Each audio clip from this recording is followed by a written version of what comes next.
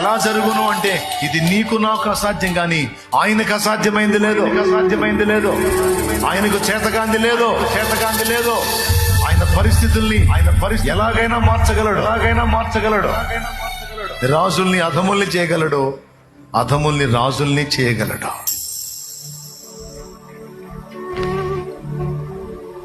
నీకేమర్థమైంది? దేవుడు ఏమంటున్నాడు? దేవుని సేవకుడు ఏమంటున్నాడు?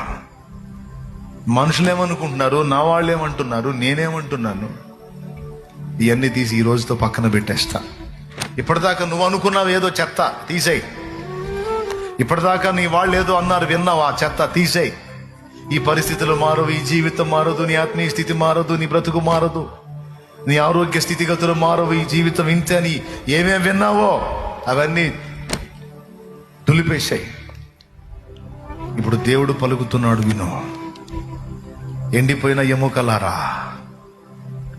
నేను మిమ్మను క్రమపరుస్తాను, మీ మీద మాంసము పొదుగుతాను, నరములు అల్లుతాను, చర్మము కప్పుతాను, నా ఆత్మను మీ మీదికి పంపి మిమ్మల్ని మరలా బతికిస్తాను.